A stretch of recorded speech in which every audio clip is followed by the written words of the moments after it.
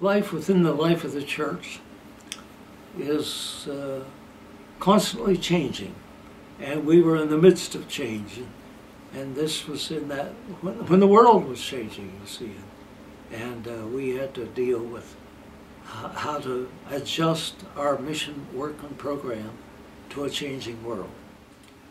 I am Donald Black, generally known as Don Black, in the church and around, and I was born and raised in western Pennsylvania, a small town, and grew up in the life of the church. It was while I was in college that I realized I did feel called to the ministry, and then I was called to a church in Philadelphia, and while there became a member of the Board of Foreign Missions of the United Presbyterian Church, because its headquarters were in Philadelphia, and served on that board as a member and one of its officers, and finally was elected to be the general secretary of that Board of Foreign Missions.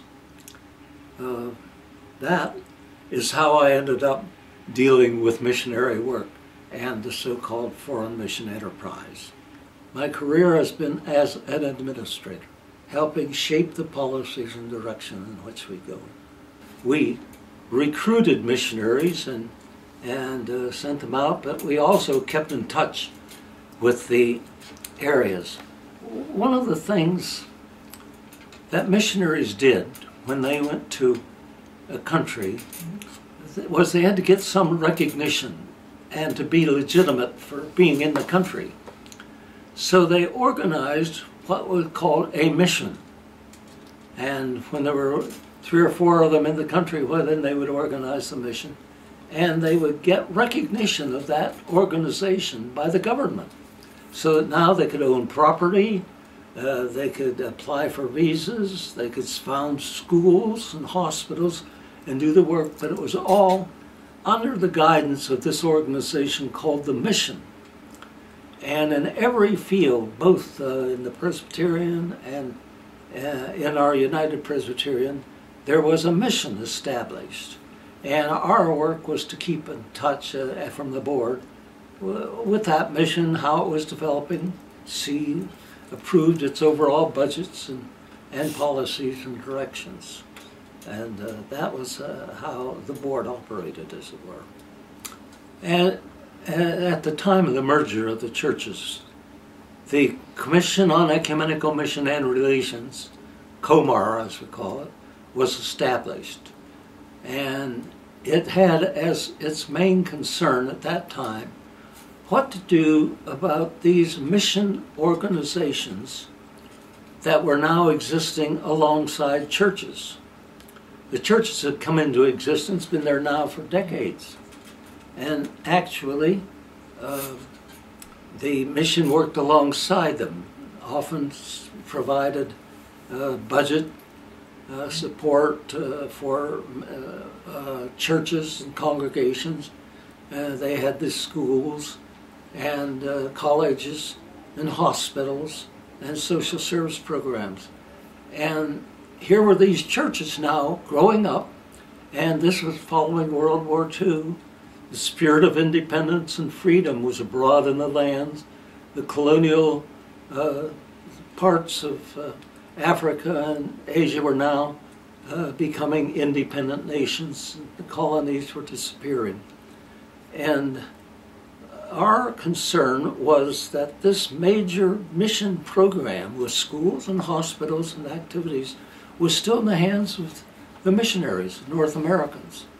And to have that be the dominant financial part of the life of the church, say in Egypt or the Sudan or in Pakistan, India or Thailand, and other parts of the world, was what was going to be a great source of irritation, especially as a younger generation was coming up. And our task was to try to transfer the work that the mission was doing into the life of the churches. And that was the major effort during those years under Comar in the mission section. And one of the things that we did, the founder of Comar, the man who was the general secretary when it was founded, Charles Lebert, had felt that here we were a new organization in a time where churches were growing up and taking power, that we should ask some of the church leaders from different parts of the world to guide us on how we should move into the future. And so we appointed what was called the Advisory Study Committee, which had 15 members, 10 of whom were from churches outside the United States. And there were 2 missionaries and then 3 from the commission itself. And they worked for over 2 years. And they finally produced what was called an advisory study. Now they decided that they would not give us advice on how we would move. Instead, they produced this document after their 2 years' work and said, you should take this and study it with these churches with which you're related, say in Egypt and Sudan. And that became the emphasis of the Division of Mission.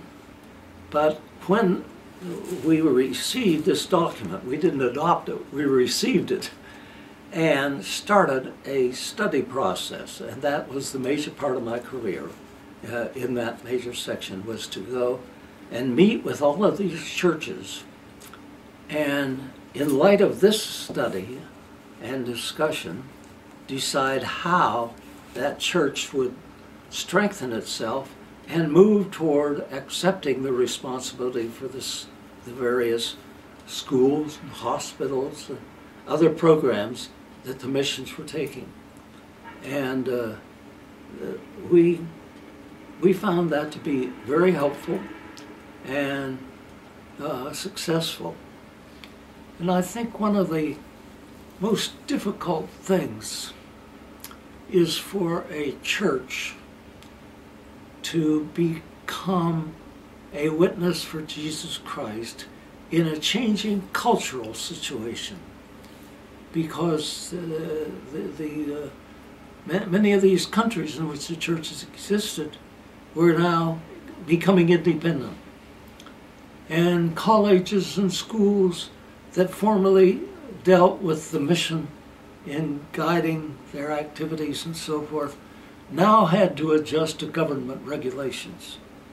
And that's a very difficult process. And to tie in a church which in most countries was very much a minority and looked on as a minority.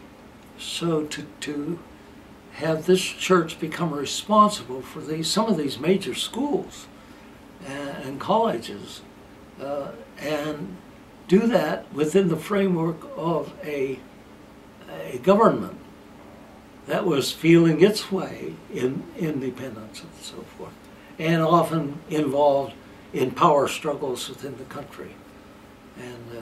And for the church to try to carry out its witness and work in the midst of that changing cultural situation, I think is one of the most difficult things. There are colleges, there are high schools, elementary schools, there are hospitals all around the world that have been founded by these missionary enterprises from the various denominations. And that we laid that foundation for what has now become a pretty much world church. And I think that's the important thing to recognize.